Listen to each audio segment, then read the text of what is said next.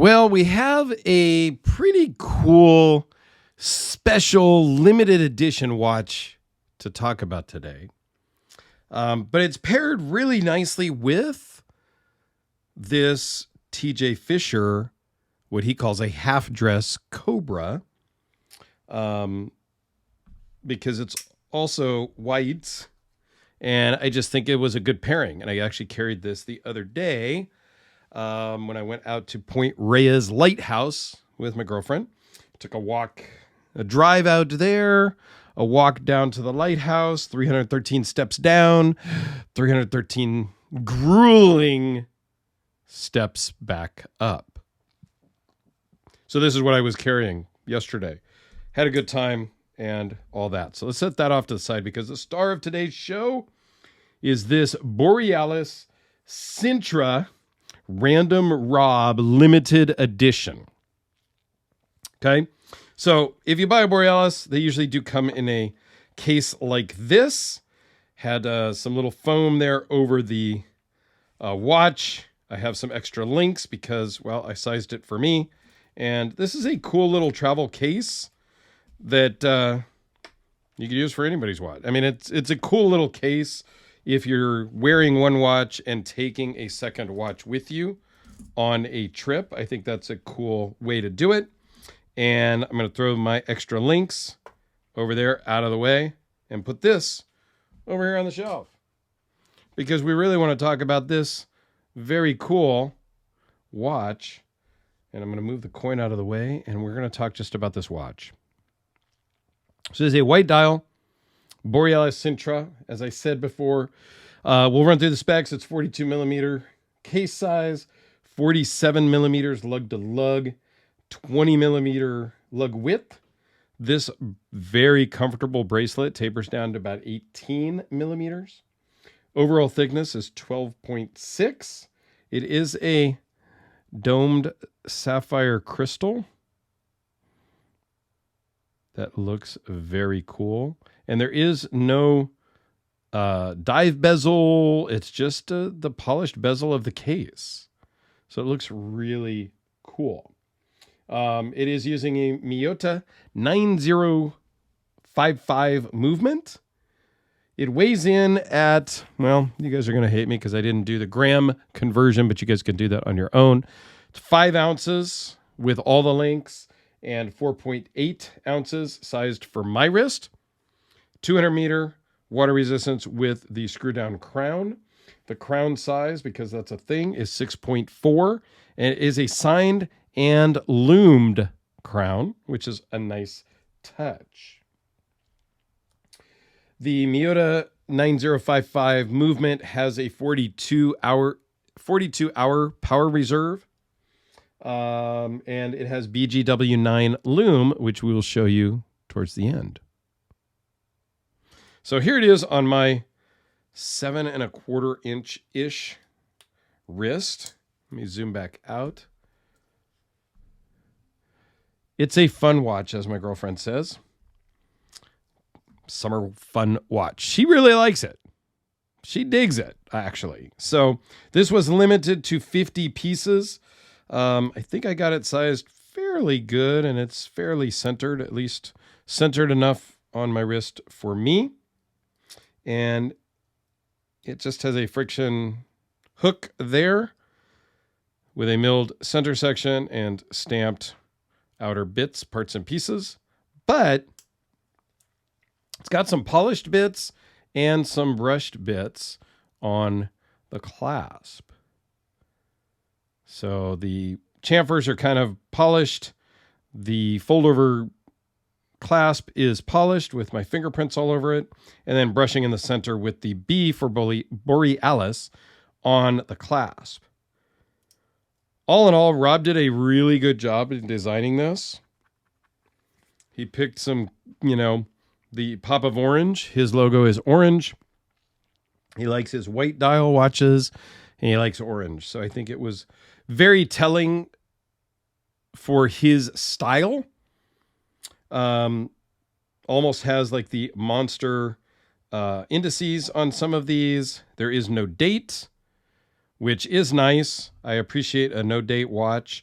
And the movement is a no-date movement. So when you unscrew the crown, it pops out. The first position really just hacks the movement and allows you to set it, push it back in, and you can wind it.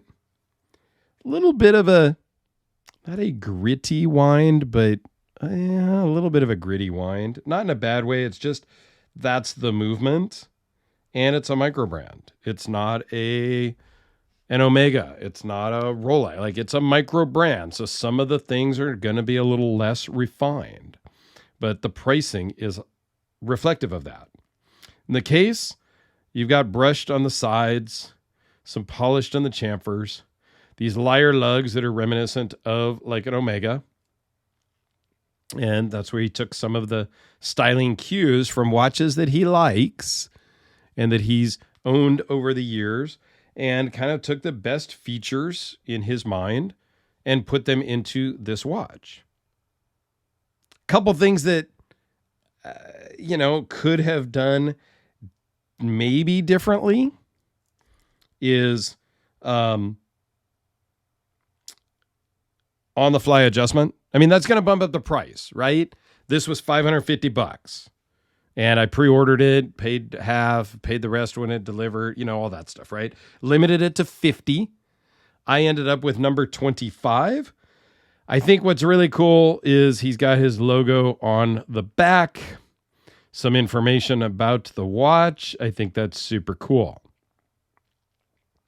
What would have been kind of cool too, and I know he was opposed to this, and I know he's going to probably not love me for making any kind of critique, but hey, it's what I do, and I just kind of tell it like it is. So I'll just turn my care down and say what I'm going to say. I think it would have been really cool to have his RR logo right there on the dial. He didn't want to be that gaudy or that in your face about it, which I can understand. I think for me personally, having a little bit of text down there above the 6 would have balanced it. Again, that's just me. I didn't design the watch. The other thing that might have been cool would have been to put his RR here on the clasp instead of the B for Borealis. Okay. I get it. You're working with a maker and they're going to put their stuff on it. Or maybe the RR on the crown. That might have been pushing it. I wouldn't have done all three. I might have put it on the dial and on the clasp, but that's just me.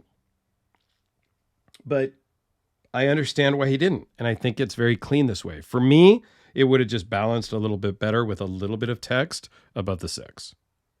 All in all, the bracelet, though, man, he picked the right bracelet. It folds up on itself. It's going to be super, super comfortable. It is screw adjusts on the other side, probably. So it's easy to size.